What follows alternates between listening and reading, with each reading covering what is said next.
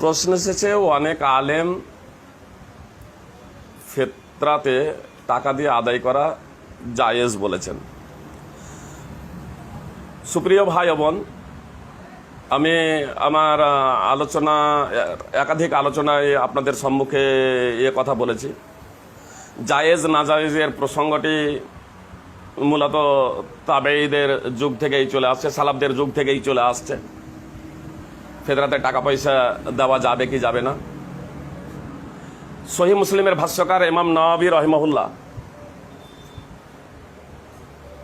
তিনি বলছেন, লাম ইউজিজ আম্মাতুল ফুকাহা ইখরাজাল কিমাহ ওয়া আজাযাহু আবু হানিফা। সহিহ মুসলিমের ভাষ্যকার ইমাম নওয়াবী রাহিমাহুল্লাহ শারহ নওয়াবীতে বলছেন যে সিংহভাগ ফকি ইসলামী চিন্তাবিদ ফিতরাতে অর্থ দেওয়া, টাকা পয়সা দেওয়াটাকে নাজায়েজ বলেছেন, আর ইমাম আবু হানিফা জায়েজ বলেছেন। বিষয়টি একটু বোঝার প্রচেষ্টা করবেন।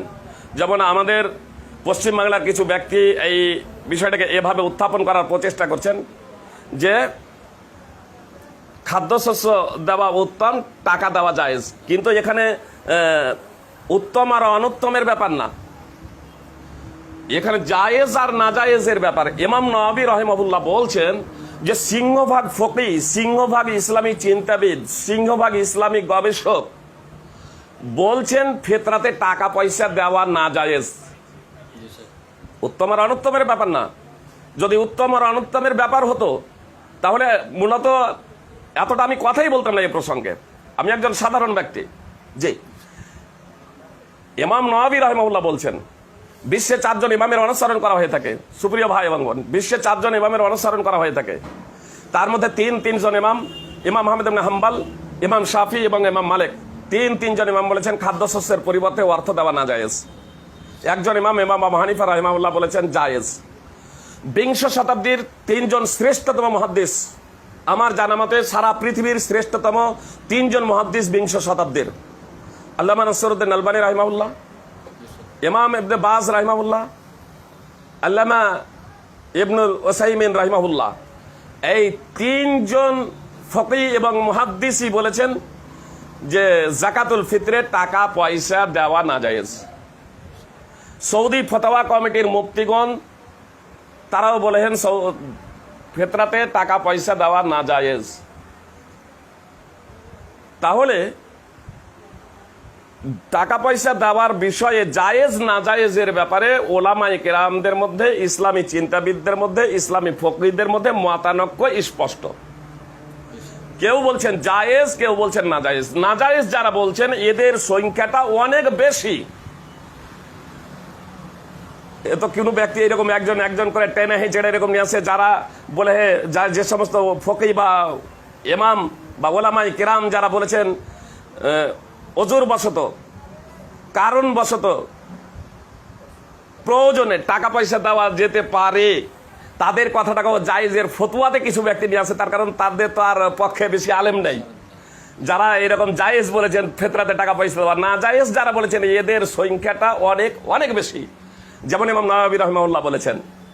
তো শরীয়তি কারণে, ওজরে কারণ বশত টাকা পয়সা দেওয়া যারা জায়েজ এরকম বলেছেন, এই কথাটাকে সাধারণভাবে জায়েজের পক্ষে নেওয়াটা এটা হচ্ছে একটা মূর্খামি। যেমন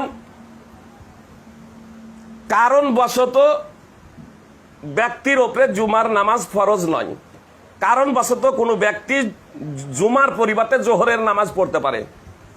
যেমন সফর একটা কারণ, কোনো ব্যক্তি সফর করলো তো তার উপরে জুমার নামাজ ফরজ নয়, জুমার পরিবর্তে সে ব্যক্তি জোহরের নামাজ আদায় করবে। এখন সুস্থ সাবালক অবস্থায় কোনো পুরুষ যদি বাড়িতে বসে থেকে ক্রয় বিক্রয় করতে গিয়ে, ব্যবসা বাণিজ্য করতে গিয়ে জুমার নামাজ ছাড়ে, তাহলে এটা কারণ, এটা প্রয়োজন। বলছে কাস্টমার আছে ওদেরকে বিদায় করে দিয়ে, এটা প্রয়োজন। যেমন করোনা কালে আমরা জুমার নামাজের পরিবর্তে জোহর পড়লাম বাড়িতে, ঈদের নামাজ পড়লাম বাড়িতে, এটা হচ্ছে একটা কারণ, এটা হচ্ছে একটা কারণ। আর সাধারণভাবে তাদের নিকটেও বলছেন যে খাদ্যশস্য দেওয়া ওয়াজিব, তাহলে খাদ্যশস্য দেওয়া উত্তম না, খাদ্যশস্য দেওয়া হচ্ছে ওয়াজিব। এটা পৃথিবীর সিংহভাগ আলেম বলেছেন। টাকা পয়সা যারা দেওয়া জায়েজের পক্ষে বলেছেন, তারা এই কয়েকজন বাদ দিয়ে অন্যান্য যারা বলছেন খাদ্যশস্য দেওয়াটা হচ্ছে ওয়াজিব, অপরিহার্য। খাদ্যশস্যের পরিবর্তে টাকা পয়সা দেওয়া যাবে না।